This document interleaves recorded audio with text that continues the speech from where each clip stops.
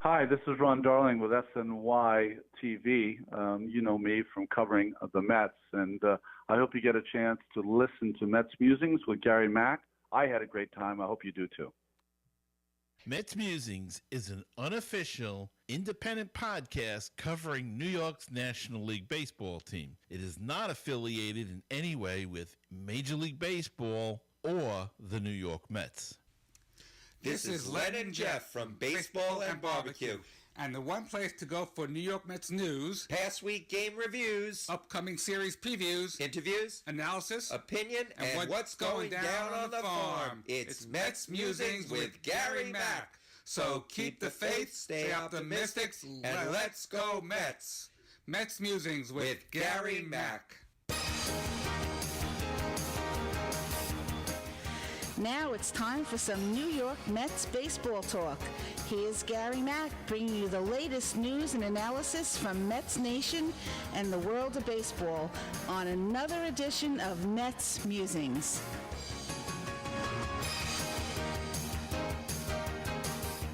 And hello and welcome to another edition of Mets Musings, episode number 360. How is everybody doing out there? Took a little hiatus for a couple of weeks, but left you with some great shows, I think. Had some terrific guests. Ron Darling, go back in time a couple of weeks before that. Art Shamsky with his book, and got another great guest tonight.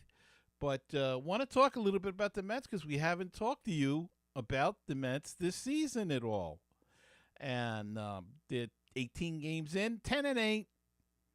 Oddly enough, the pitching has been was supposed to be the strong point. It's been a weak link. The rebuilt bullpen has been horrible. The starting pitching has not been very good. The offense has been terrific so far. Michael Conforto is hitting. Peter Alonso hitting. No, he cooled off a little bit now. Jeff McNeil is torrid. Hitting the cover off the ball. No matter where you play him or no matter where you bat him in the lineup. Torrid. Robinson Cano is ice cold. Wilson Ramos hitting the cover off the ball and throwing guys out. Ahmad Rosario is somewhere in the middle. He's hitting a little bit. A little shaky last night in the field. Got to work those bugaboos out.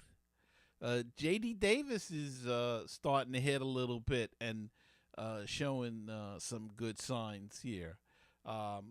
Some bad signs, again, the pitching. Brandon Nimmo's out with a sore neck.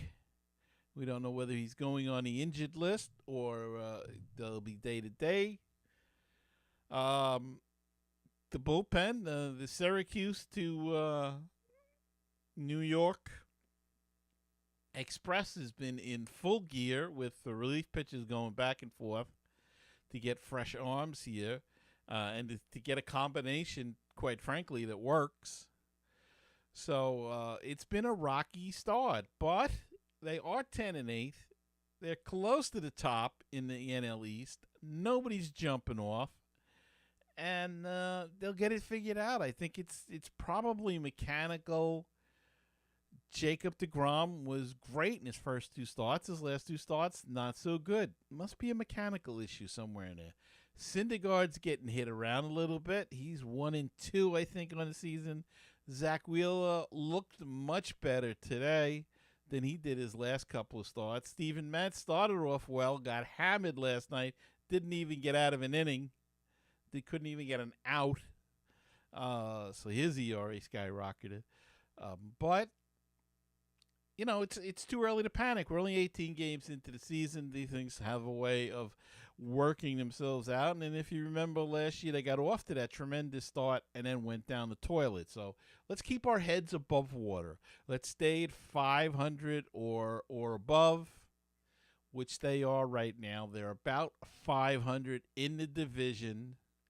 Stay there, stay in that kind of way, and then when things start to work out and pan out, then the improvement will come, hopefully. Don't forget, we haven't seen Todd Frazier yet. We haven't seen Jed Lowry yet.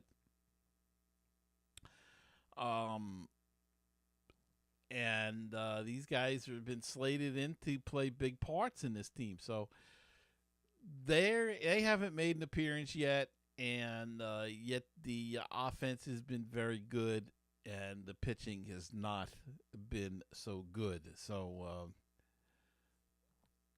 we'll see. Don't panic. No, don't come off the ledge, Met fans.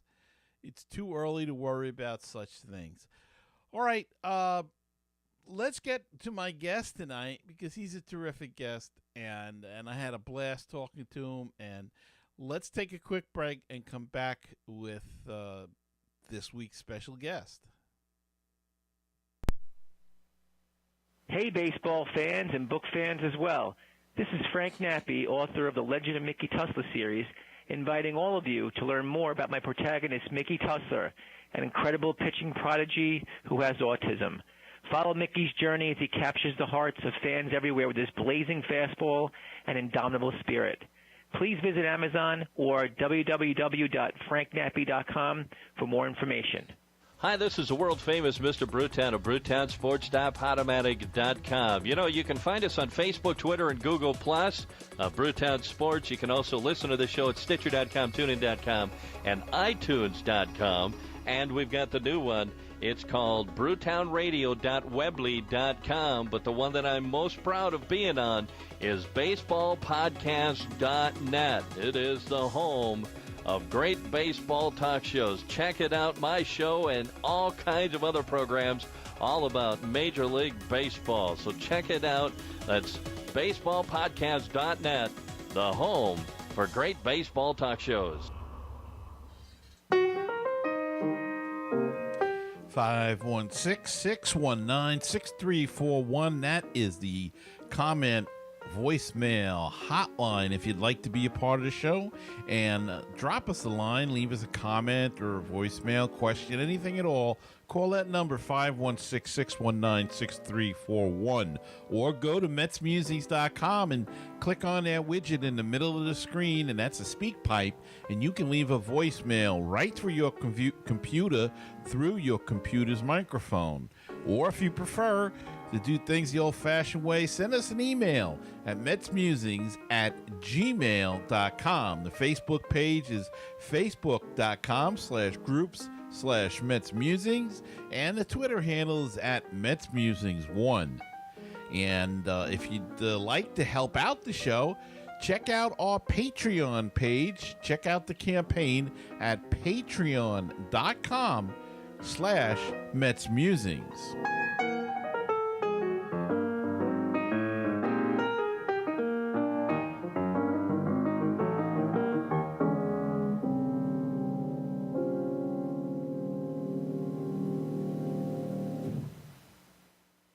This is Skip Lockwood, and you're listening to...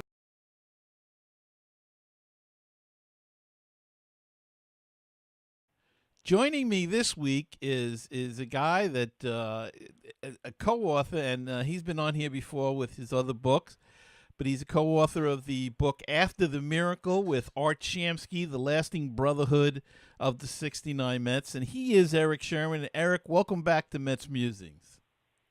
Thanks so much for having me back, Gary.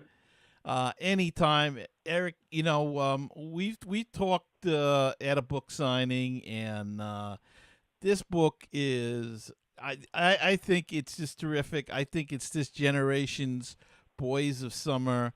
It is sad, but it's not a sad book. It's a book that's got some emotion, a lot of emotion in it. It's to me, it's about love. It's about brotherhood. It's about camaraderie. It's just a fantastic book. Why don't you tell us a little bit about how it all came together and your involvement in it? Sure. Well, so I've written. This was my sixth book that I was a part of, and as you know, Gary, I've written 3 other books that were Mets related. Mm-hmm. And so a while back, Jeff Pearlman, who wrote a book, The Bad Guys Won, he said to me, you know, Erik, you should do the ultimate 1969 Mets book. And I always had that in my mind, but I was thinking, you know, that's going to be really hard to do because there have been over 40 books written about the 69 Mets. So I really needed an angle. Well, anyway, Art Shamsky was looking to write another book. He had written a book on the 69-70 sports scene in New York, The Magnificent Seasons. And so we both had it in mind to do a 69 Mets book, with this being the 50th anniversary of the championship. So we got together over lunch and we talked about it. And we thought that at a minimum, what we would do is we would interview all the living members from that team. And he said to me, if we see Tom Seaver, we're probably going to have to go out there and see him because interviewing him over the phone would be difficult for various reasons. But the main reason would be because of his complications from Lyme disease. Mm-hmm. And it would just be better. And so I thought, well, if Tom Seaver can no longer travel because of his Lyme disease, that means he won't be able to make it back for the 50th anniversary. That's taking place the last week in June at Citi Field. So I thought, why don't we bring some of his closest teammates for a visit and bring the celebration to him? And so that's what we did. And so we decided on Kuzman, Harrelson, Swoboda, and Art, of course. And I flew out with them and was kind of a fly on the wall for the weekend. And so that's really how the book came about. And fly on the wall, you were, as I have to say this.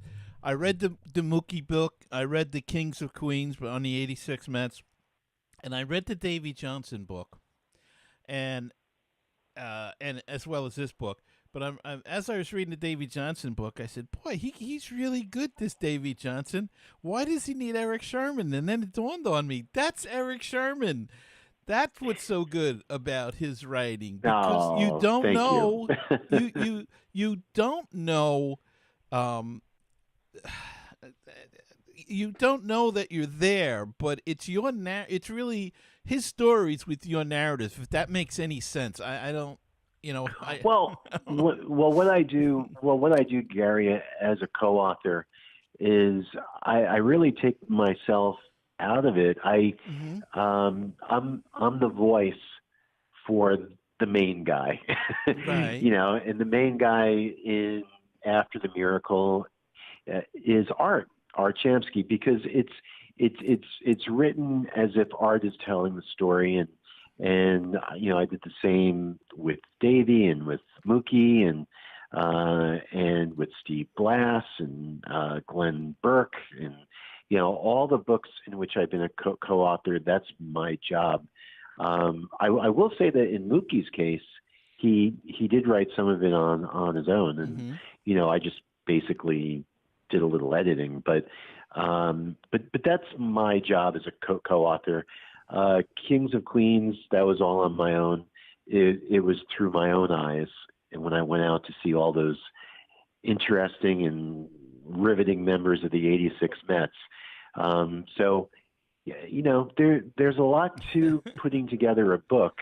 I don't want to make it sound too easy, but it's a lot of organization and making sure that nothing's redundant. And in the case of After the Miracle, with Art Shamsky, it's putting it in his voice. Well, it's just, as I say, I just rave about this book to everybody because it's so well done. It's just, and as I've told you, the first and the last chapters to me are the heart of the book. The rest of the book is awesome, but it's a history of the 69 through Shamsky's eyes, which it's very fascinating because it's a different look. Right. No, you're absolutely right. I mean, it's really like two books in one. Mm-hmm. If you think about it, there's the first chapter and then the last two. Mm-hmm. It's the planning of the journey to see Seaver, and the first chapter is the organization behind that journey. Getting Kuzman, Swoboda, Harrelson, all on the same schedule. And, coming from different parts of the country into San Francisco, renting a van and driving the 3 hours up to Napa Valley to see Tom Seaver. And, so everyone had question marks on whether or not they'd be able to make it, including Tom, right up until the very morning of. We were unsure, even though we were all out there, if we would actually be able to see him because, he has good days and bad days with his Lyme disease. So we were very fortunate. So that's kind of, the bookends of the book revolved around the trip to Calistoga, California to see Tom. But then the middle of the book, we interviewed pretty much all the living players from the team except for one, to be honest. And then people that were related to the team, like Whitey Herzog, who was the farm director, Mrs. Gil Hodges, who's still with us, thankfully, and 94 years old, I believe. Yeah. And also, the groundskeeper and some of the media relations people. So we really covered everything and even got to Ed Charles before he passed. So there's a lot of poignancy in the stories, but we talked to as many people as we possibly could in those middle chapters to really bring that 69 season to life. Well, it really is a different perspective than a lot of the books that have come out about that season, and I think that's what gives that the middle part. But the emotional part is really, as you said, the first and the last two chapters, and the trip to see Tom Seaver, and that's really, to me at least, that was the heart and the soul of the book. I mean, don't get me wrong, I enjoyed the whole book. It was great to relive 69 again, being a 16-year-old kid and reliving those memories and not believing that it was 50 years ago. Crazy, isn't it? But the first chapter and the last two chapters were really the ones that really hit me, hit home. But I enjoyed it immensely. Somebody asked me, and they said, if you talk to Erik, ask him this question: was Eddie Kranepool considered going on the trip at all? Did we consider Ed? Yeah. Or did? Well, as you well know, Ed's had all kinds of health issues. Mm-hmm. So he had to stay close to home. Mm-hmm. It's not that he can't travel, but he's looking for a kidney replacement. Right. And at that particular time, I mean, it's terrible. He had a couple of toes amputated. Yeah. And so with him, he really couldn't plan something like that. But it was certainly considered. I mean, he was certainly on the short list. But as Art has said many, many times when we've gone on our book tour, he could have picked any three guys besides us to go out there, and it would have been fine. Mm-hmm. That's how close that team was, So, I mean, he could have picked Rod Gasper to come along, and he would have, fit right in, and they would have had the stories. And, from the first to the 25th man on that team, they were just so tight, and so, yeah, Ed, I mean, if his health had been good, I mean, that would have been fairly easy because he could have flown out with Buddy Harrelson, Art, and myself, but at that particular time, he really needed to stay close to home. You mentioned Buddy Harrelson, of course. He went on this trip, and he has been diagnosed with Alzheimer's disease. And how was he during this trip? Was it difficult traveling with him? Because I'm not sure that they had announced it at that point, but he was definitely Right. suffering, if that's the correct term, from the disease at that point. What was the difficulty in going with him, if any? Oh, well, we had to keep an eye on him. His ex-wife, who he's really, really close with, and she watches out for him, drove him to the airport. Art and I, we were at curbside, and he has some long-term memory issues. No, I'm sorry, some short-term rather. Mm-hmm.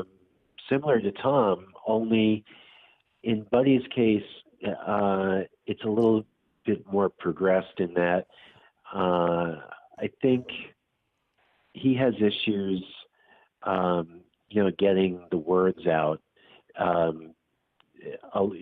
So I think he actually will have a thought in his head, but it takes him a little bit of time to get it out and to communicate it. And that was the case then.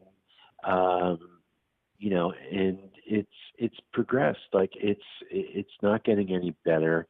But Buddy was fine on that trip. He was on the quiet side, but he remembered '69 as well as anybody. And we talked to him about it, and he just needed to take a little slow, and he needed to get his rest. And but he was fine, really. And I think he loved being out there, and I'm really, really glad that he made the trip, because I think it did him a lot of good. And he and Tom were best friends. They were roommates on the road for 8 years. They were both from California, and so getting Buddy to go out there was huge, because of everyone. I think he's the closest with Tom.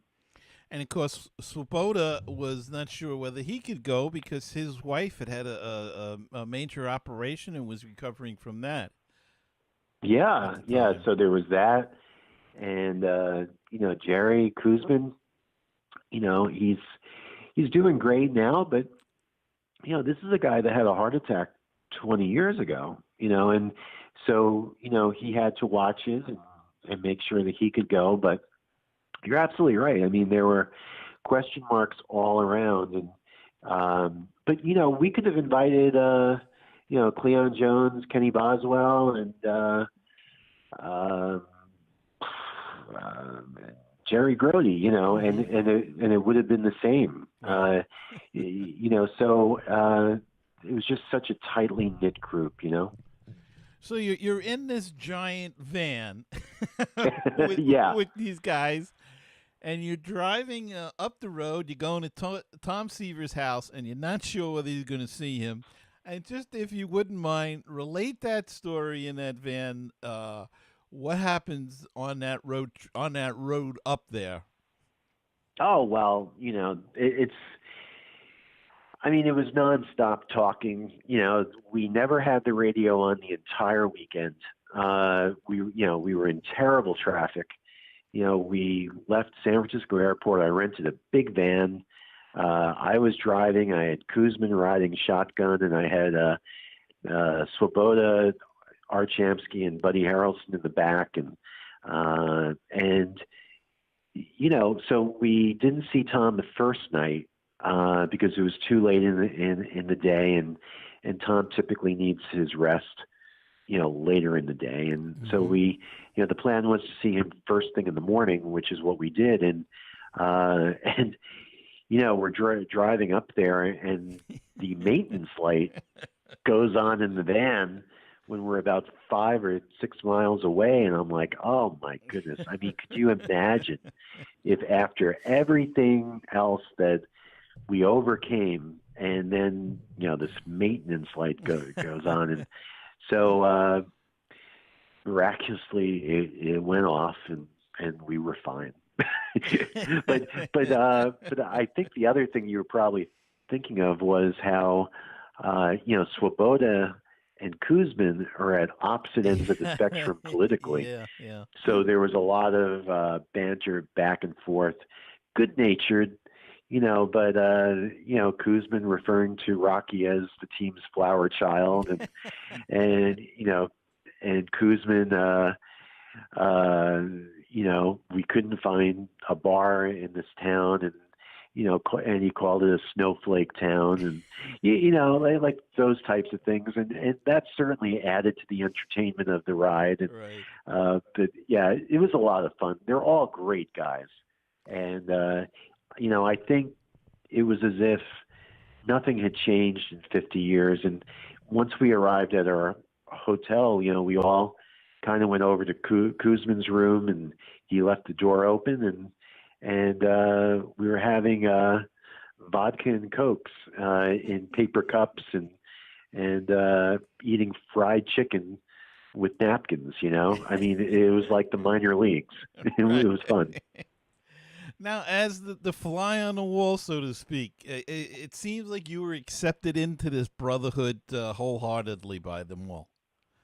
I really was. Yeah. In fact, I had lunch with Art today, and he said, you're one of us. Like, you've gotten to know these guys, you become friends with a lot of them, and it's wonderful. I mean, it's a very similar dynamic to what happened when I did that book on the '86 Mets. With some of them, you become friends with them, and it continues, and they really respected the fact that you write an honest book about their teams. The good, bad, the ugly, everything. And they respect that. Like, they don't want some flowery book and where everything's so sweet, and because that's not life. But you tell it the way that it is, like Howard Cosell used to say, and they respect that. And but yeah, I mean, they're terrific guys, all of them. And I felt the same way about the '86 Mets too. I mean, these guys are icons in this town, and but they're just regular guys, really, and they're a lot of fun to be around, and yeah, it was definitely a surreal experience as someone that used to watch these guys play when I was a little kid, and now I'm hanging out with them. And they're sharing their deepest, darkest secrets with me. It's terrific, and all these books that I write, I have the same experiences, and it's just wonderful. I mean, that's why I do these books. It's not for the money or anything like that. It's really to get inside these guys' heads and to have them relay the glory days. And so you're out there.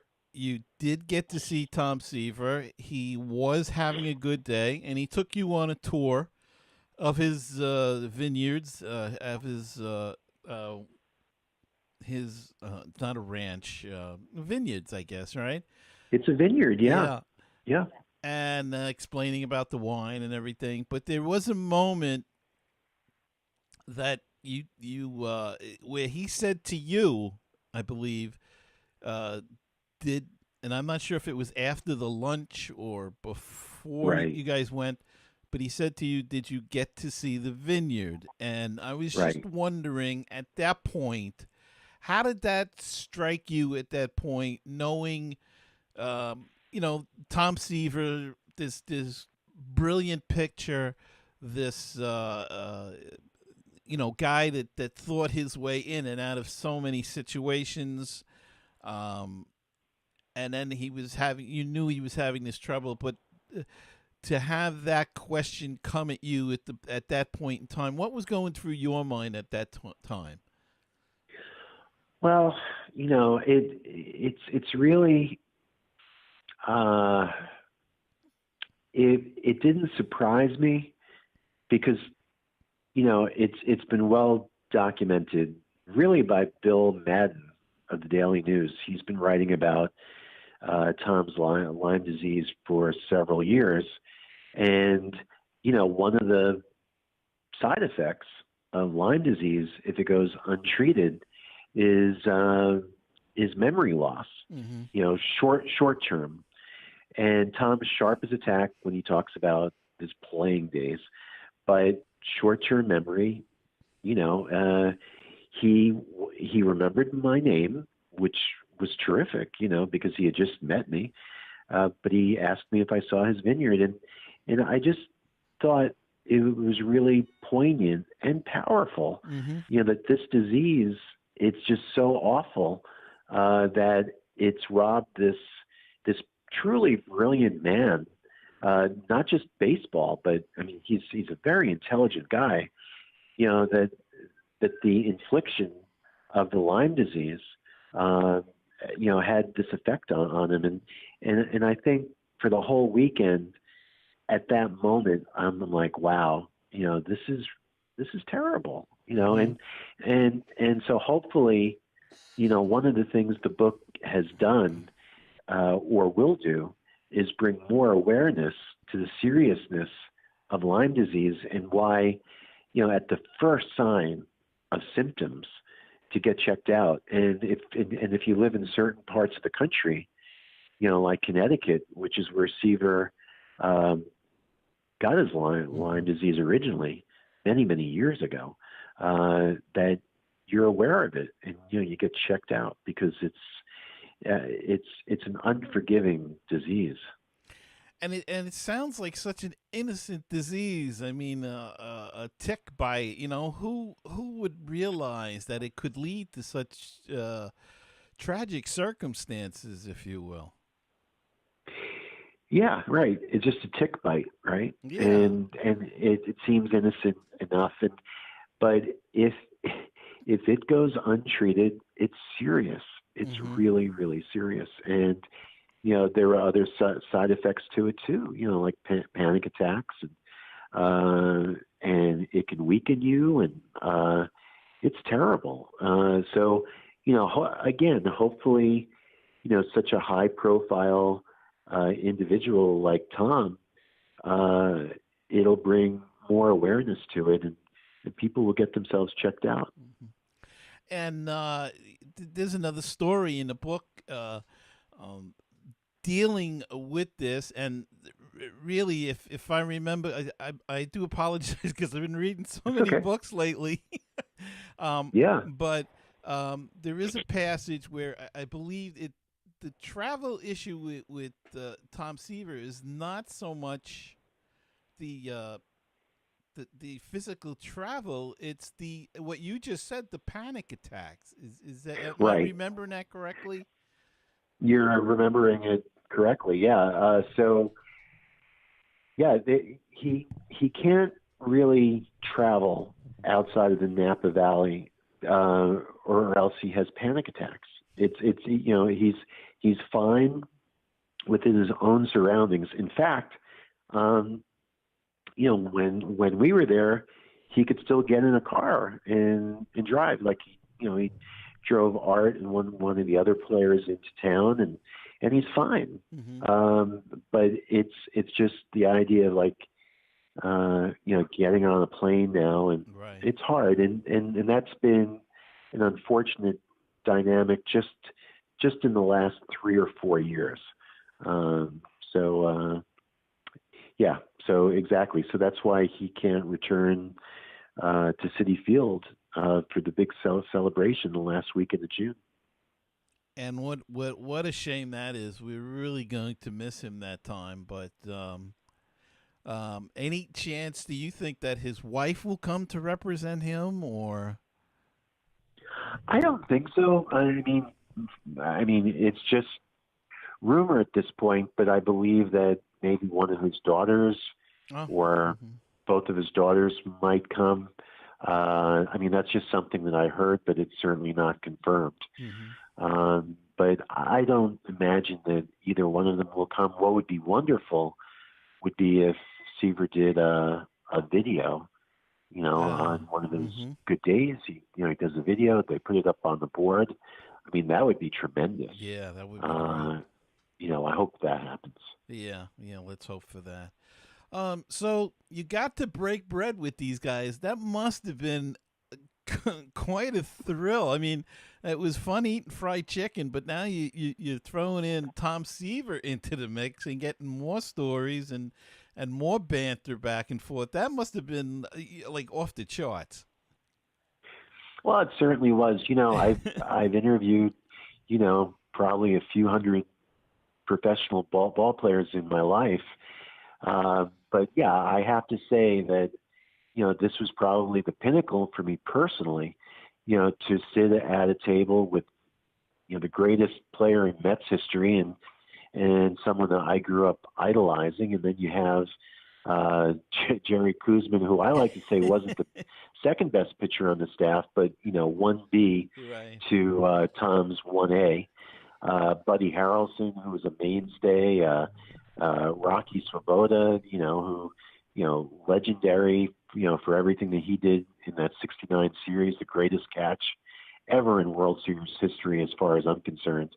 And Art Shamsky, of course, who's a 69 miracle Met, who helped get them to the World Series with that tremendous NLCS that he had. And so, yeah, it was certainly amazing for me, and to be included within that brotherhood for that weekend was certainly very special and an experience that I could never possibly forget. And then it's over, and you're heading back, and you're saying your goodbyes at the airport. How poignant was that moment for everybody? The description in the book, it's kind of a sad moment, because it's almost like they know they're not going to see, or the chances of them seeing Tom Seaver again is slim to none. And it's not because he's on his deathbed or anything like that, but they're all getting older, and they're all having ailments. And so those chances are slim to none. And they know they'll see each other, but it's going to be further and further apart that they get to see and spend any time with one another. How poignant was that at the airport? Well, the airport certainly was, but, it was Koosman saying goodbye to Swoboda, and Koosman, I mean, he's just a cut up. He's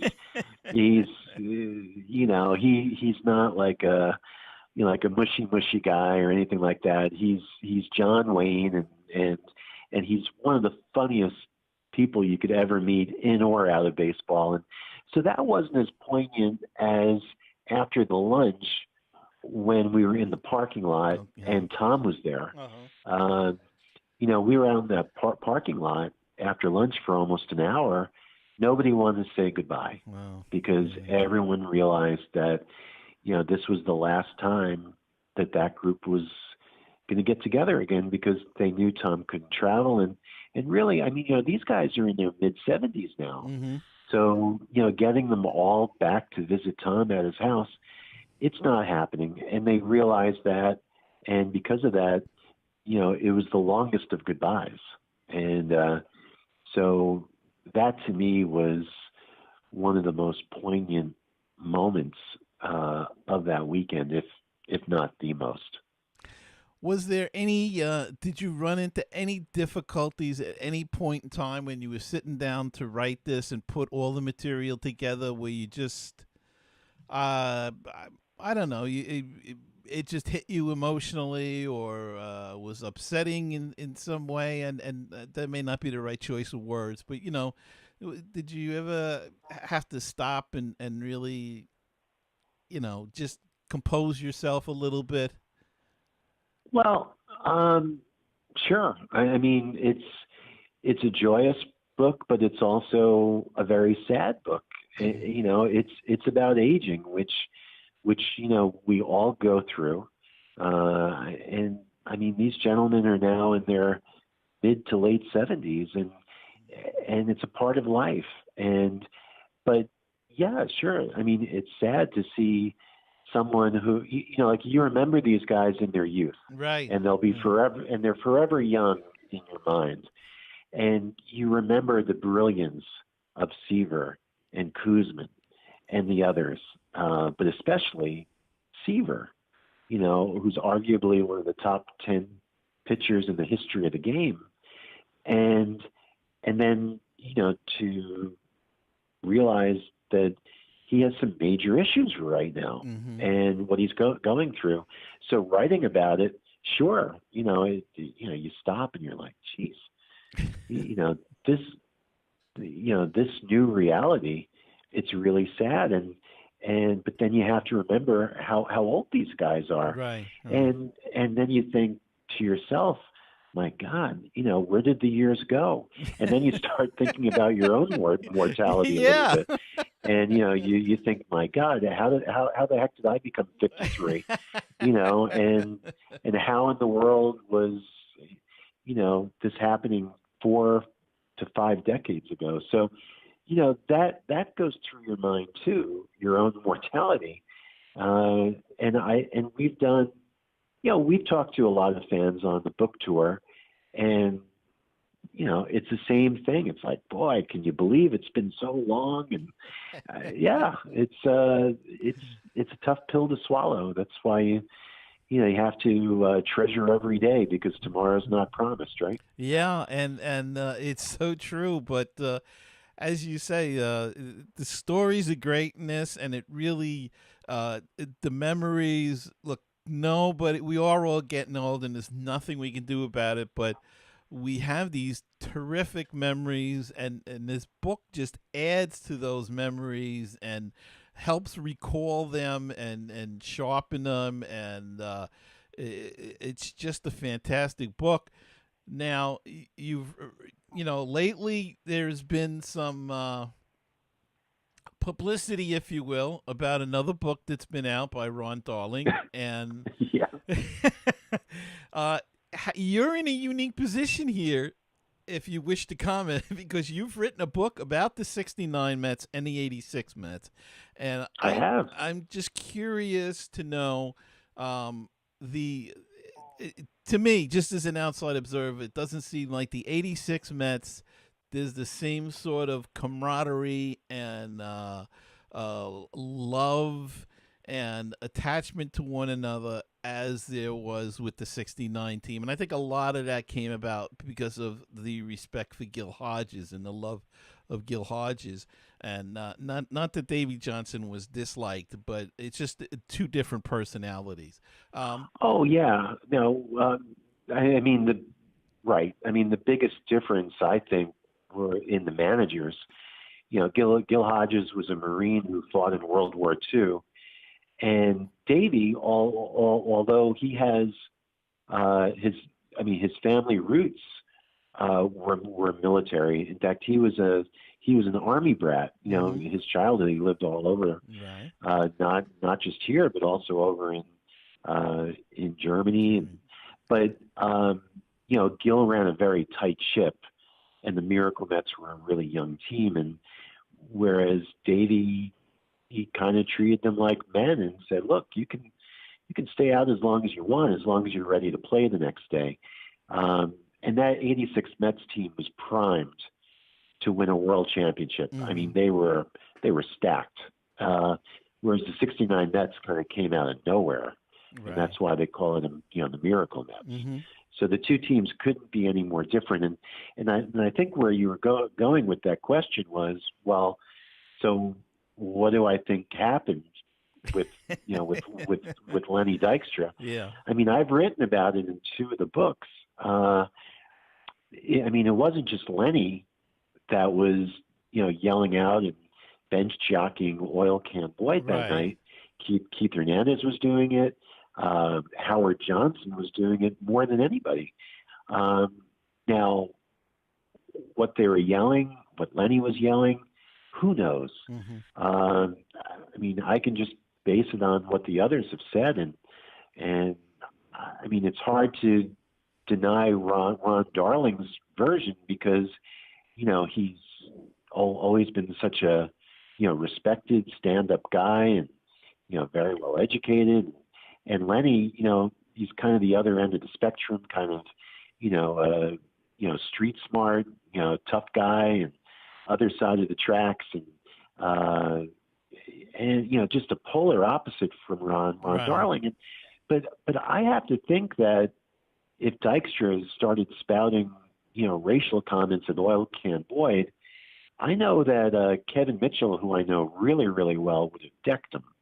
And Strawberry probably the same. So I have a hard time believing what's in Ron's book, and I have a hard time believing that it actually came from Ron Darling. Mm-hmm. I don't know where it came from, but the Ron so far has backed it up, and so it's a mystery to me. It's just conjecture on my part, but from everything that I heard, that didn't take place. It was just your normal run-of-the-mill bench jockeying because they knew that they could get under Oil Can Boyd's skin and rattle him, and they did, scoring 4 runs in the first inning in that game. Mm-hmm. So, getting back to the other point that you did write a book about the 69 Mets and the 86 Mets, is there a book coming on the 73 Mets? I've been asked that a number of times, and people from our generation loved the 73 Mets. Mm-hmm. I mean, they were 1 win away from winning the World Series over the Oakland A's. And, it was certainly a beloved team. And I've gotten to know some of the guys from that 73 team really, really well, some of whom, of course, played for the 69 Mets. Yeah. And I could certainly do it now. But, I mean, you're a big Mets fan. Would a book like that sell? I mean, it was kind of a heartbreaking end. They were up 3-2, and I don't know. I think it might. I think that it's a bit of a history. It's almost the second miracle. They were so far down, they came back. Right. And then they swept through the Reds and to get to the World Series. And I think I think it would be an interesting story. Maybe if you could, if you did it something similar to this book with the not the same, through the eyes of a player or somebody that was on that team. I think it'd be fascinating, and Yogi Yogi still should have started George Stone in games. Sure, he should have. Yeah, Stone was like 12-3, and you rest Seaver for Game 7, and you get Ed Kranepool starred on that, and he still gets really upset about it. Yeah, he's riled. He gets riled up about that. He does. Yeah. He does.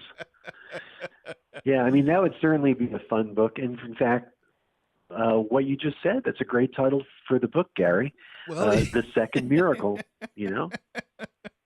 I like that. Okay, so if you decide to, please keep that title in mind. I will. I'll put you in the acknowledgments.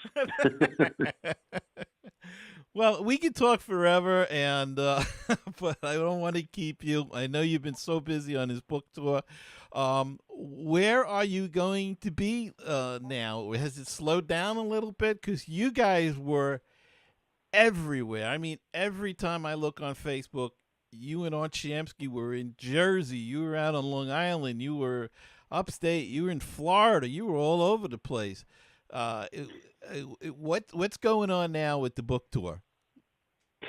Well, the book tour, it's pretty much just going to be in the tri-state area for a while, at least for now.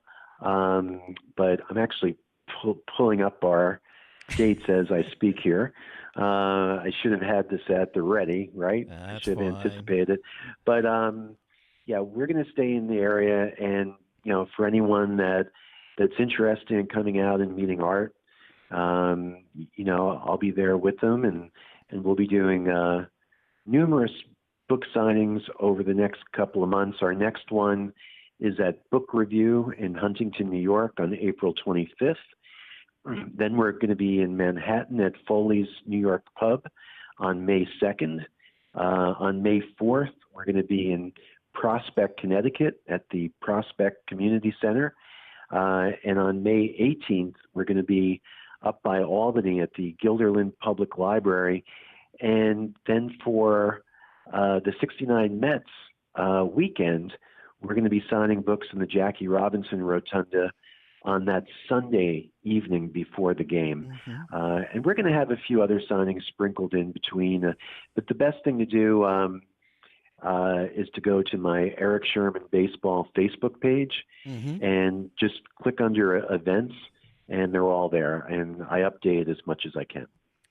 Terrific. And Erik, I want to thank you again. And I have to say that I finally got to meet you in person, and to meet Art Shamsky, and you did a great presentation, and you guys couldn't have been nicer to everybody there, and true gentlemen. And if anybody, if you're young, you should read this book to find out the history of your team. If you're a Mets fan, if you're people my age that remember this year, go buy the book because it's worth every penny. The memories, the emotions, everything is packed in there. If you love The Boys of Summer about the Brooklyn Dodgers, then this is the Mets version of that book, and everybody should go get it at Amazon, Barnes & Noble, wherever fine books are sold. You can find this book, and I want to thank you again for coming on the show. Well, Gary, the pleasure was all mine, and looking forward to coming back in the future. Okay, and I'm going to try to get out to the book review and say hi. That would be great. Okay. Erik Sherman, the book is After the Miracle. Go buy it. He co-authors it with Art Shamsky, The Lasting Brotherhood of the 69 Mets. Go pick it up, and I'll be back right after this. Looking for great Cardinals talk? Then check out Conversations with C70. My name's Daniel Shoptaw, and I talk with some of the great bloggers on the internet today about their teams, but it always comes back to the Cardinals. Find the latest episode on my website, www.cardinal70.com, or at baseballpodcast.net. Baseball and BBQ, your place for interesting baseball talk, opinions, and history. Baseball and BBQ, your place for barbecue recipes, tips, and interviews from the world of barbecue. If you like baseball and if you like barbecue, then tune in to Baseball and BBQ. Find us on iTunes, Stitcher, Google Play, and BaseballTalkRadio.com, along with Mets Musings and other great baseball podcasts. With all the Mets news, it is the news from around the world and around the corner. Here's Gary Mack.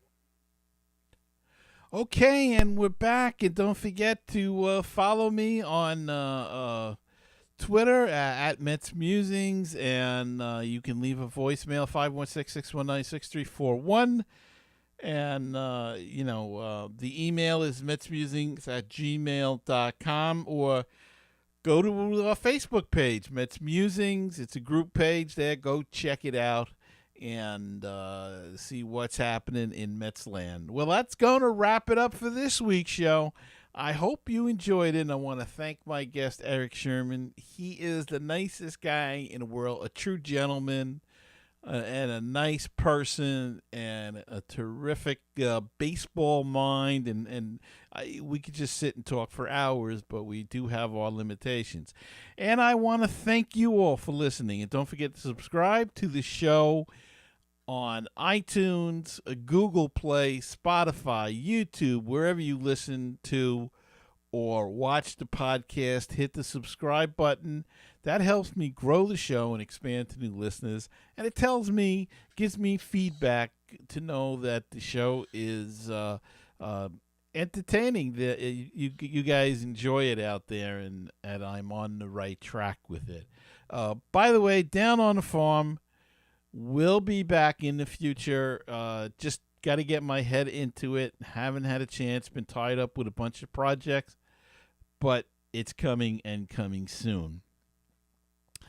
And that's it. So remember, until the next time, to keep the faith, to stay optimistic, and most of all, let's go Mets.